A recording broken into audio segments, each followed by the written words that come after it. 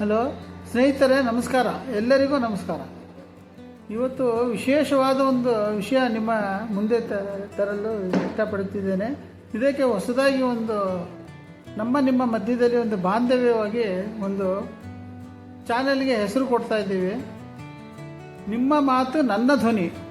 ಹೇಗಿದೆ? ಎಲ್ಲರಿಗೂ ಇಷ್ಟ ಆಗಿರ್ಬೋದು. ಎಲ್ಲರ ಮನಸ್ಸಲ್ಲೂ ಇರುವಂಥ ವಿಷಯ ಇದು.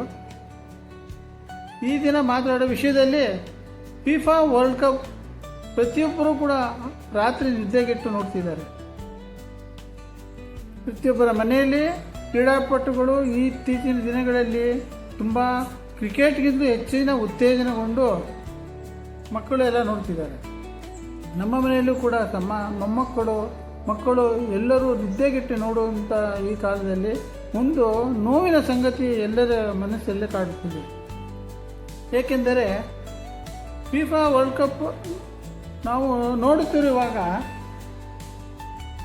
ಫಿಫಾ ವರ್ಲ್ಡ್ ಕಪ್ಪಲ್ಲಿ ನಾವು ನೋಡುತ್ತಿರ್ಬೇಕಾದ್ರೆ ಒಂದು ಎಲ್ಲರ ಮನಸ್ಸಲ್ಲೂ ಬರ್ತಿದ್ದಲ್ಲ, ಇಷ್ಟು ಸಣ್ಣ ಕಂಟ್ರಿ ಕೇಪ್ ವರ್ದೆ ಅನ್ನುವಂಥ ಸಣ್ಣ ಕಂಟ್ರಿ, ಒಂದು ರಾಜ್ಯದ ನಮ್ಮ ಕರ್ನಾಟಕದ ರಾಜ್ಯಕ್ಕಿಂತಲೂ ಅತ್ಯಂತ ಒಂದು ಡಿಸ್ಟ್ರಿಕ್ಟ್ ಮಟ್ಟದಲ್ಲಿ 2-3 ಲಕ್ಷ ಜನಸಂಖ್ಯೆ ಇರುವಂಥ ರಾಜ್ಯಗಳು ವಿಶ್ವ ಫುಟ್ಬಾಲ್ ಕಪ್ನಲ್ಲಿ ಆಡುತ್ತಿರುವಾಗ ನಮ್ಮ ದೇಶ ಏನಾಗಿದೆ?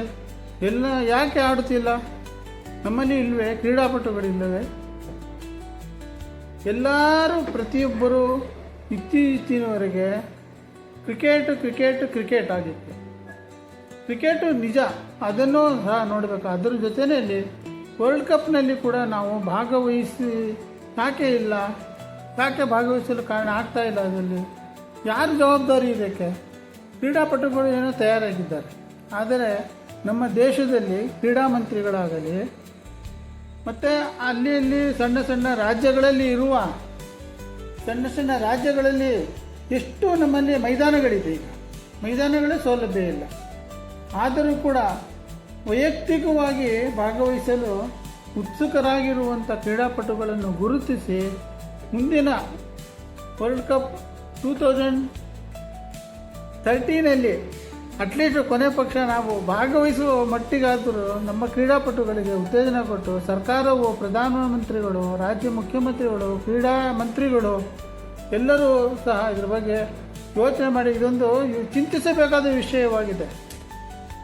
ಪ್ರತಿಯೊಬ್ಬರು ಬೇರೆ ಕಂಟ್ರಿನಲ್ಲಿ, ಸಣ್ಣ ಕಂಟ್ರಿನಲ್ಲಿ, ಕೇಪ್ ವರ್ಡೆ ಎಷ್ಟು ಸಣ್ಣ ಕಂಟ್ರಿ ಎಲ್ಲರಿಗೂ ನೋಡಿದ್ದೀರ.